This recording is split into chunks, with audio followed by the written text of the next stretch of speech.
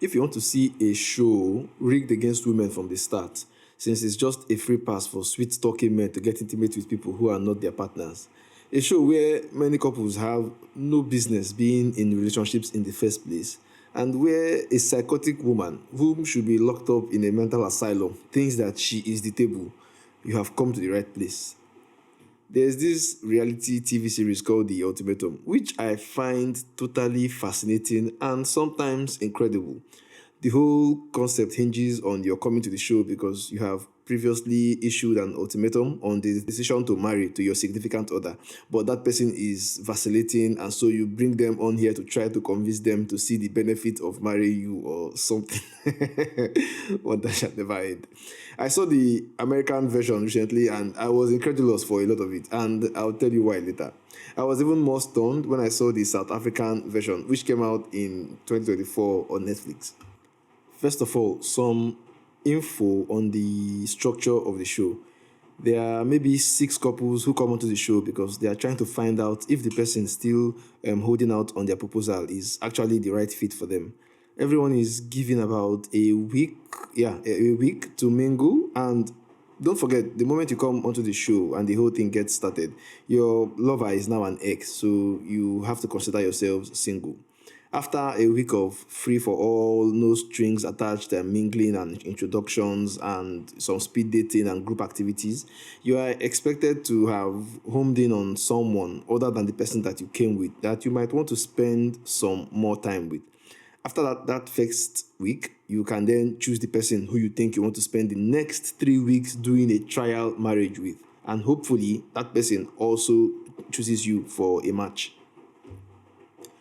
So we have 3 weeks of a trial marriage and then another 3 weeks of a trial marriage with the person that you initially came onto the show with. So the idea is to have you compare and contrast if perhaps you got more feelings or you felt more spark with the person that you did the trial marriage with, or if you believe that your ex is still the best person for you, and hopefully make you come to a very quick decision to marry them. Usually the people who come here have been holding out on agreeing to their significant other's proposal for marriage for months or for years. Of course, the fun in this is the weird assemblage of characters, because sometimes you look at these people and you wonder how they actually ever even met and started dating in the first damn place. I was going to review Housewives of Lagos, but I think this is more interesting because there are about 2 or 3 people here who made me raise my brows in consternation, because surely this is just acting and they are not actually this silly in real life, yeah? But I know that there are people like this because I've actually met them too in real life. So it is what it is. Let's get on with the show. We have Genesis and Thabi. Thabi issued the ultimatum to Genesis after a 7-year relationship, but Genesis refused. Just now it occurred to me that his name is actually Genesis, like the first book of the Bible. Wow. Well, anyway, Genesis refused to commit, because of some excuses around finances and other stuff. But Stabby doesn't believe him and doesn't accept this because she says that he saves up for the things that he wants. I hope she's not comparing wedding money with PS5 money, because obviously a man must buy a PS5 before paying bride price. I mean, how is he going to be sensitive with you if he's not sensitive on a PS5 controller, eh? But seriously, Fabi just believes that he's scared. So bringing him to the ultimatum would probably push him in the right direction. Our second couple are Kanya and Nkateko. Kanya is 34, he's 30. They've only been dating for about a year before Kanya issued the ultimatum. But her guy is unsure about proposing marriage. And as the show went on, I realized that I would really pay good money just to see how they even met in the first place. Because I tell you, this baby is absolutely like a fever dream.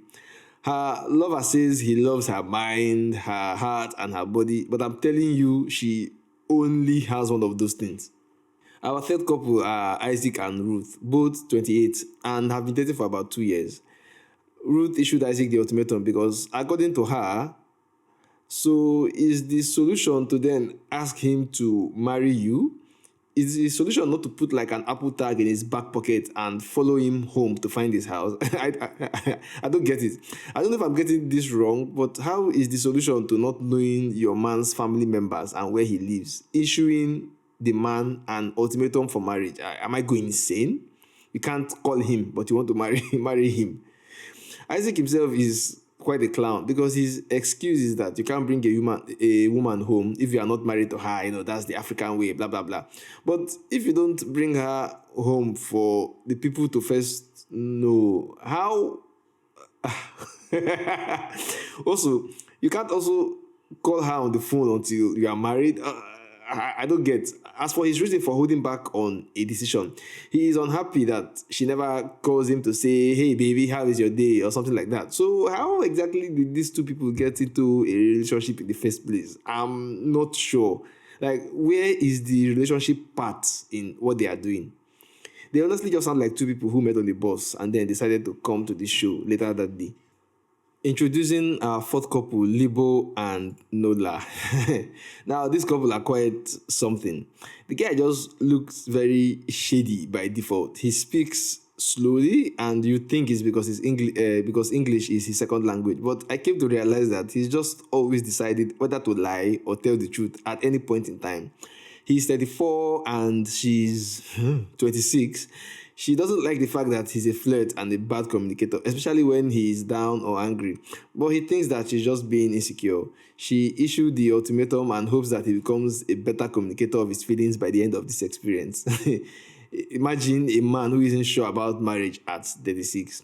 I also don't understand why you would issue the marriage ultimatum to someone who you believe can't communicate. Man, women are going through it though. Now, at this point, it just seems like bottom barrel behavior for the woman. Like, what? What are you doing? Fifth on our list are Courtney and Aiden, two white South Africans who talk and behave and look like they are on sedatives all the time. Courtney gave the ultimatum, but Aiden is scared because of the possibility of divorce, so he'd rather break up than get divorced or something. His fear just stems from the fact that people can stay married for a very long time and then just end it all by divorce.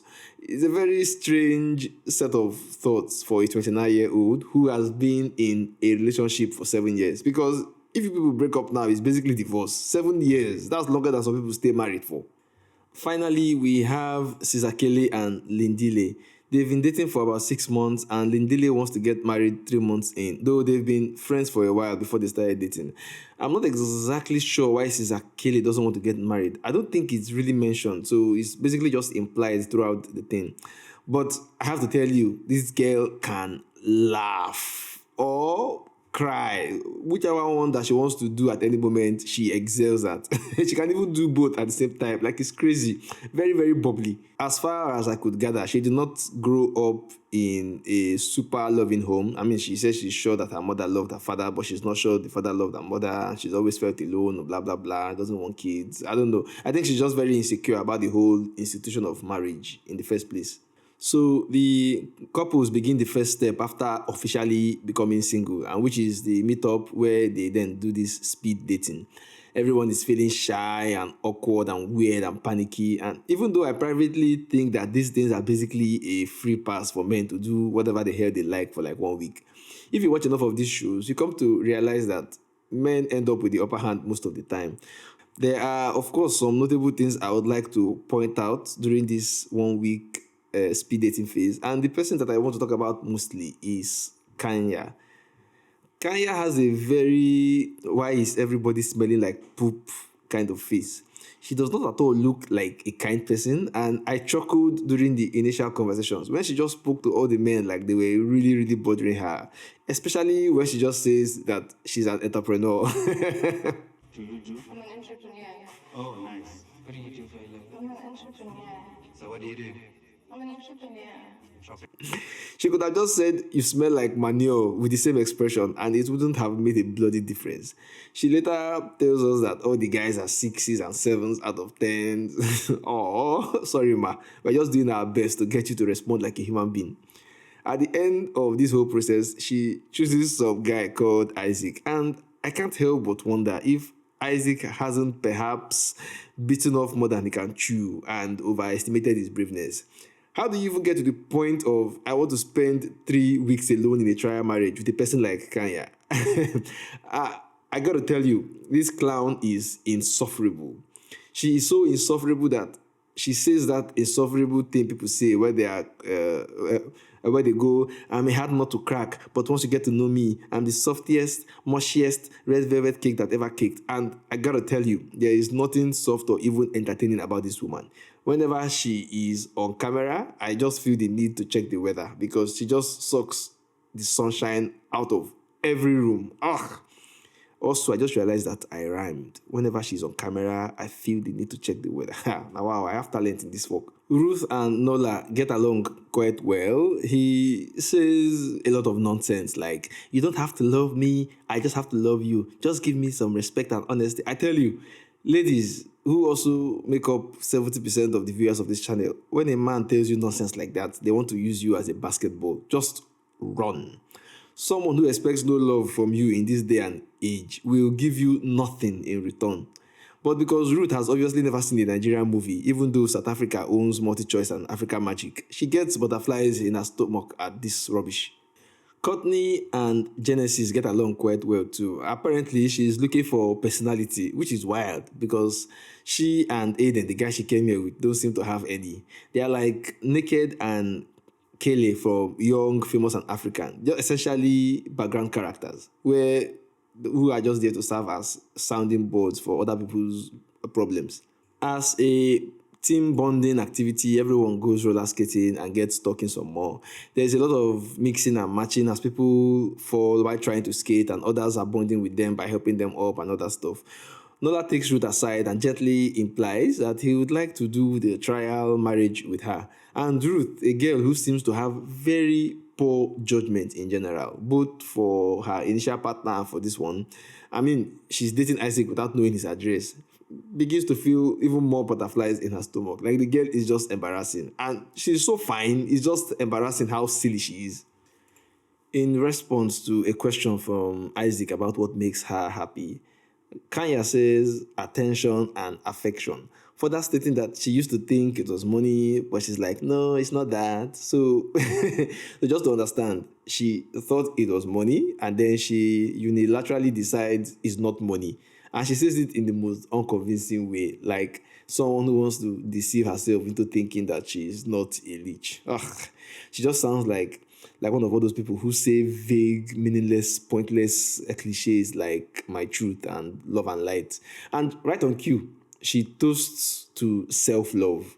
Nkateko doesn't take too kindly to his ex, Kanya, connecting with Isaac and tries to diffuse the situation by pulling her aside and talking to her. Now, even though she had given the ultimatum that brought them here, apparently he had actually first proposed marriage before, but I think then he stopped talking about it before she picked it up and then he became reluctant. But who can blame him? I also wouldn't marry someone whose lace wig permanently looks like she changed her mind while taking it off. If you are still watching, don't forget I am taking requests from what popular shows or movies to review or to recap or to comment on from your country on my social media. So you can follow me on Instagram, on TikTok, or on Twitter at Ekwe Reviews. On TikTok, it's ekwe.reviews. So hit me up. During all this interaction, Libo is pissed because of how brazenly her ex Nola is flirting with everyone else. I have to say, Libo looks rather sad in general, but I actually blame her false lashes. I think she's a very sensitive a woman and it shows on her face, but those lashes were not doing her any favor. They were more like hand fans that were attached to her eyes than false lashes. They're just too big and they just made her look so weird. And they don't actually go all the way to cover her eyes, so it always looks incomplete and badly fixed, and it just doesn't make her look like a confident person. You know, like the eyes are the window to the soul. So if you can barely see yours because we are distracted by the curtain of awkward lashes, you would look rather soulless and pathetic. Nola even begins calling people sweetheart to Labour's great annoyance, and you just know that Nola can't wait to use this his free pass to get intimate with literally anything female that breathes that isn't his girlfriend. He says that he's not doing it intentionally, but how does one call somebody else sweetheart unintentionally? Ruth, whenever she's talking to anyone, does not seem to have any filter about how loudly she laughs. This babe laughs with all 32 teeth, tongue, eyes, and lipstick. Like, raucous, annoying laughter that would just make your enemies lose sleep over you. This pisses off our ex Isaac, and the boss just leaves the place in annoyance. The white guy, Aiden, is sort of a weak link here. But I think it's because he's not really interested in connecting with anyone because he's still always thinking of his ex Courtney. He seems a bit dull, just like Courtney. So I don't really see how he even fits in with the others. He does his own bit of speed dating, especially with Libo and Cesar Kele, which is mostly to console them because of how bad they felt at the actions of their significant others. But in general, it was all rather dull. Cesar Kelly herself is best described as a crybaby. Events, moments, and the times of her life in this show are basically just the space between two cries or two laughters. It's crazy. She's either always teary eyed, always ready to weep like a woman scorned, or always ready to laugh. It's insane. She laughs like she traffics laughing gas, but cries like there's a tap behind her eyes. It's weird somehow. Unlike the American Ultimatum, where people were very vague about the trial marriage and who they would end up with, these South Africans are a completely different breed. They are just super ready to break up with their real partners after 2 nights with another person. So the day of the choice arrives and everyone tears up, some predictably. Libo chooses Isaac, but Isaac sort of disappoints her by choosing Kanya. There is this saying that goes, "Whom the gods want to kill, they first make mad." That's the madness I think that Isaac is exhibiting here. I laughed when Isaac and Kanya got to the room and were like, "Oh, there's just one bed." And Isaac goes, "I'm too big to sleep on the couch." And Kanya says, "I'm too cute to sleep on the couch. So that means we'll have to share." Oh, how unfortunate. Okay, left or right side of the bed. Clowns. But yeah, that was the setup. Now, Libo ends up going with Aiden. Ruth and Nola finally get together as they had planned from the beginning and moved into their room. Nola does quite amusing stuff like wearing a tight pink top and fitted shorts to sleep. I found it quite funny. The physical attraction between these two is highly palpable. I just feel like they're waiting for the cameras to just turn off in order to, do the devil's dance. By the second night, they already get down to business.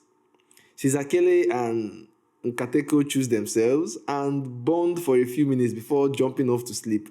But by the next morning, they are possessed with the devil and decide to play a game of truth or dare, which of course involves kissing. Rubbish.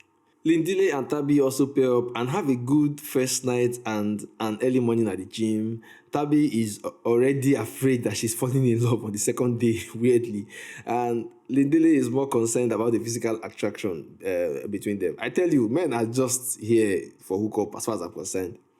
Courtney and Genesis also pair up, weirdly enough. I didn't really see them together because while Genesis is quite bubbly, Courtney is a bit of a downer. But I guess this is just how it works out. Genesis signals a great start by making a breakfast spread to kick things off. Libo and Aiden are actually friends and don't at all behave like they are in a trial marriage. They behave more like roommates throughout at least these first 5 episodes. If I had to talk about what every couple was doing all the time and what I thought about them, we are not going to leave here today. So I'll just talk about the events that I found interesting, starting with Kanya and Isaac. Also, I think at this point, you'll probably make this video maybe into 2 parts. I had initially intended to just summarize the whole thing in one video, but once I got down to actually writing and watching the thing, there seemed to be a lot of stuff, and I don't just like making overly long videos because, I have an actual job and I can't come and kill myself. Courtney and Genesis unfortunately fall into this friend zone thing. Like, so they just have a roommate vibe. Courtney is such a downer. Like, yeah, I don't even think she likes physical contact. And I think she mistook a happy conversation with Genesis for a romantic spark. She's a bit standoffish, and you are watching her and thinking, maybe she's regretting this whole thing and doesn't know how to move forward or how to not make Genesis feel bad. But yeah, she actually can't bring herself to put her mind into this clownish game. And I ended up feeling bad for Genesis because he's not getting the full experience that most other people are getting. He ends up really frustrated most of the time, and you can see the longing in his eyes for there to be something more than just this roommate dynamic that they had fallen into. But it is not forthcoming. He actually asks her about it at some point, and she says she'll get there on her own time because she has trust issues, so she wants to take things slowly. I really pity the guy, Sha. On the other hand, Genesis's ex, Tabby, is having the time of her life with Lindile. They are basically in love 1 week down the line, with 2 weeks still left to go. Now, to the most interesting part of this thing, Kaya and Isaac have a good start to their trial marriage. She does start off seeming stoic and behaving like she doesn't poop, but her squeal of delight at the flower arrangement that he gets her says otherwise, despite her having told him that she doesn't like gimmicks and all that stuff. Isaac had told us that he had been planning something sweet, but this was not what I was expecting. As far as I can see, it's just a trail of flower petals leading to a bouquet of flowers on the bed. So, which part is the sweet thing? Is she supposed to start snacking on the flowers on the ground before eating the big bunch on the bed or what? I thought all these things used to come with, I don't know, gifts? Anyways, she doesn't enjoy cooking. So the poor guy, who sounds Ghanaian by the way, cooks his own food and wipes his tears because what is love if not sacrifice, my brothers? At some point, the couples have to introduce their partners to their family members or friends or and friends. So Isaac introduces Kaya to his cousin and best friend, who weirdly fixates on a lack of cooking like a kid in a candy store. And by the way, Isaac's original partner, Ruth, who is now bunked up with Nola, has never actually met his cousin and his best friend.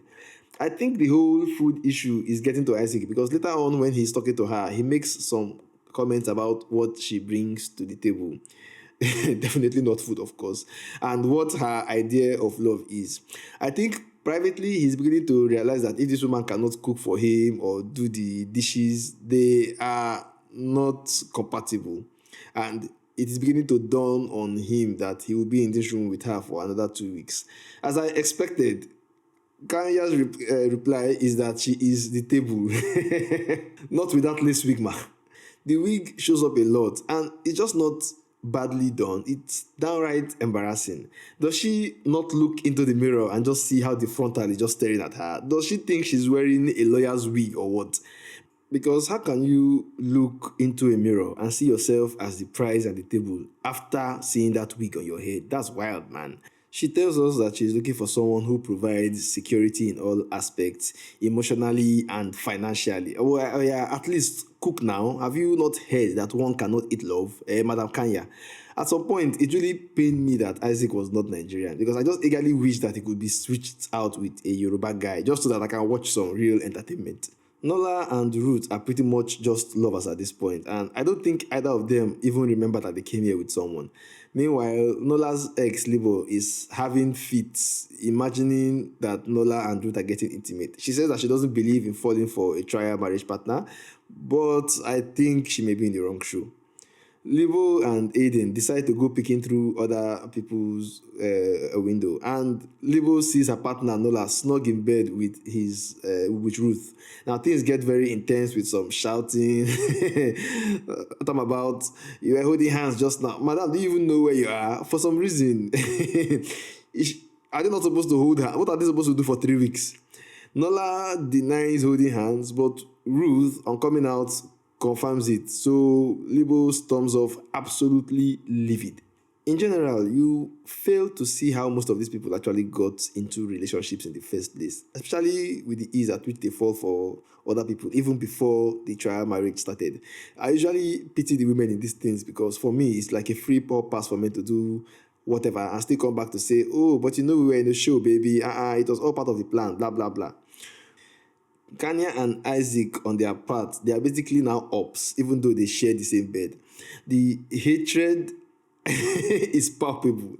Everyone has their own point of view about what is wrong, so I'm not really sure who takes the bulk of the blame. Because Isaac says that she does not cook because she does not care, while Kanya says that Isaac doesn't want to spend money on things like groceries and that he's always looking for how to get her to spend her money. I think this is some weird basic stuff that they should have sorted out from the beginning, which is why I always think that shows like this are just a mockery, not even a parody, like an actual mockery of marriage, because they don't at all graze what the surface is like.